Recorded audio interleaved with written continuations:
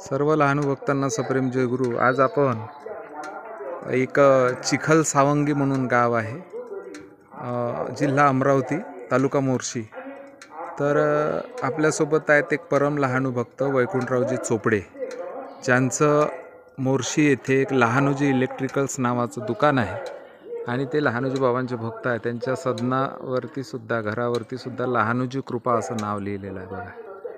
तर आज आपल्याला त्यांच्या जीवन प्रवासामध्ये जे काही समर्थ लहानूजी बाबांचे अनुभव आले त्यांना ते जाणून घ्यायचे आहे.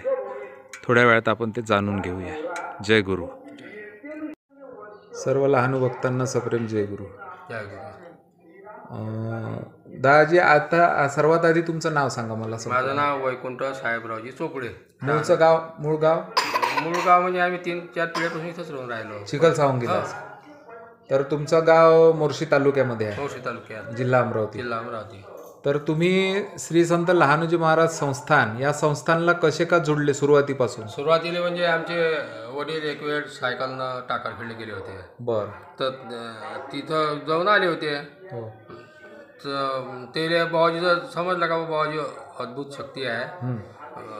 आमच्या वडिलाले त्यांच्या मामाची जमीन मिळाली, कारण ते कोणीच बहिणीच होत्या सगळ्या. बरं. हे आमची आजी साऊथ म्हणजे पहिल्या घरची होती, बाकीच्या दुसऱ्या होत्या. तर हिचा हिसाच नाही म्हणे. ते तक्रार भांडण होऊन निराशून घरी आले. घरी आल्यावर आमच्या आजीले म्हणते, आपल्याला हिसा भेटणं कठीण आहे म्हणते, सोडून द्या म्हणते पिच्छा. पण जर भेटलाच म्हणे तर आपण टाकार खेळले बाबाजीले 100 रुपये नेऊन देऊ म्हणे. पावती फाडून घेऊ, पावती फाडू, दान देऊन. त्याच्या अनुषंगानं मग मी, तुमचे वडील असे बोलले? असे बोलले. 15 दिवसात तो त्याचा मावसा आला. साहेबराव म्हणे तू तो हिसा घेऊन घे म्हणे. मग तो हिसा त्या मावशीलाच दिला म्हणा, जे देत नव्हती म्हणे त्यालाच दिला. त्यातला 1 एकर विकत दिला, 1 एकर फुकट दिला. जे देत नव्हती म्हणजे त्याला फुकट देऊन टाकला आमच्या वडिलांना.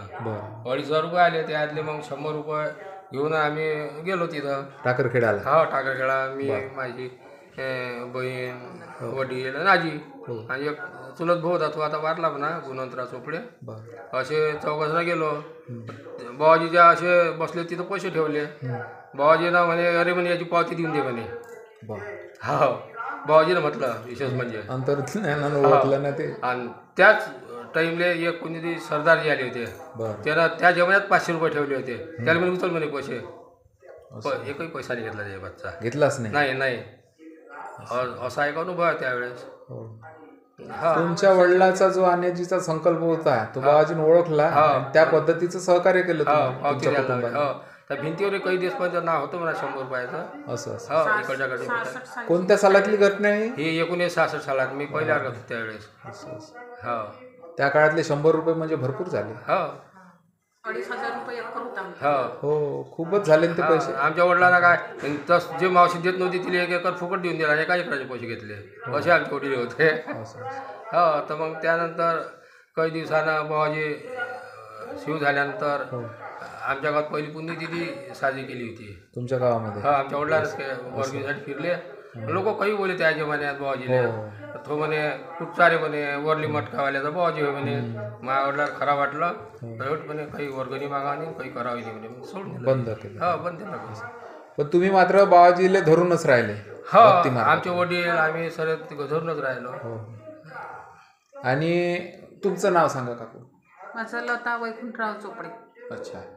तुम्हाला कशी काय भक्ती मार्ग लागला हा बाबाजीचा? मग तुम्ही तर विवाहानंतर आले असं यांच्या घरात. हा आधी म्हणजे आमच्या वडिलाकडचं उद्देश घरानं होतं. हो इथं आल्यानंतर मग हे लहानोजी महाराजचे सगळे भक्त दिसत होते ना, हो हो मग त्यामुळे मी लहानोजी महाराजचीच भक्ती करत होती. असं असं आणि लहानोजी महाराजचा आम्हाला खूपच प्रसाद आहे.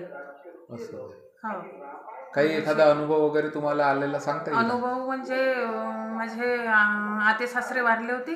त्यावेळेस आम्ही आखादवाड्या रोडने असतपूर रस्त्याने असतपूर हो असतपूर रस्त्याने अंजनगाव वरून तिकडून असं अंजनगाव पोई कापूस तोडणी खूप तेव्हा म्हणजे उन्हाळ्यात होते काय नाही म्हणजे वापशाच्या महिन्यात पावसाळा झाल्या खूप ऊन तपत होती. वापशाच्या महिन्यात आम्ही त्या रोडनं आलो तर दोघंच जण होतो. हो तुला तसं म्हणजे गाडी वेगात होती अशी समोर रोडवर पुन्हा असं क्रॉस होता तिथून बरं आणि पूल फुटलेला होता समोरचा. हा आम्हाला त्याची काही माहित पायली नव्हतं. वाहून गेली ती आणि एक म्हातारी व्यक्ती अशी बाजूनं शेतात अशी नाही, मागे शेतात हात करून रस्त्यावर झोपलेले होते. हां तर मग आमची गाडी स्पीडमध्ये असताना ते उठून उभे झाले आणि अरे म्हणे पूल फुटला आहे म्हणे पूल समोरचा फुटलेला आहे म्हणे, गाडी हळू चालवा म्हणे. हा रस्ता बाजू नाही म्हणे असा लगेच असं शब्द त्यांच्या ऐकेपर्यंत गाडी पुलापर्यंत गेली. हो तर एकदम असा पूल फुटलेला हेच तर म्हणजे हक्कसून गेले म्हणजे म्हणे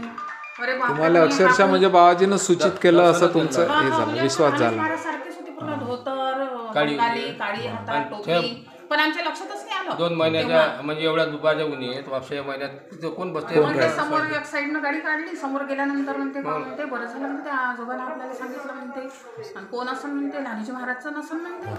म्हटलं हवं असू शकते म्हटलं. आणि चालतं काय कित्येक भक्तांना असं दर्शन दिलंय बाबाजी. चालतं काय म्हणते मागं पलटून पाहू म्हणते आपण कोण आहे तर तिथं तर बकऱ्या नव्हत्या ढोलं नव्हते कोणीच नव्हतं म्हणते. ते म्हातारा माणूस म्हणते एवढ्या उन्हात कसं काय म्हणते. तर म्हटलं आता गेलं लहानोजी महाराज जर असेल तर आपल्याला दिसणार नाही म्हटलं. हो तर म्हणजे आम्ही तिथं जर त्याने सांगितलं नसतं तर आम्ही त्या पुलात पुलाच्या गेलो खाली असतो. म्हणजे कोण तिथं काही वेगात झालंही गाडी असतं ना. हा हा. वेगात होती तर कोणाला माहिती तिथं असं नाही काही लक्षातही नाही काय इथं पूल तुटला असं पुल आहे वाटही की नाही. काय म्हणून एकदम म्हणजे गाडी जवळच म्हणजे त्याच्यातच गेली असते.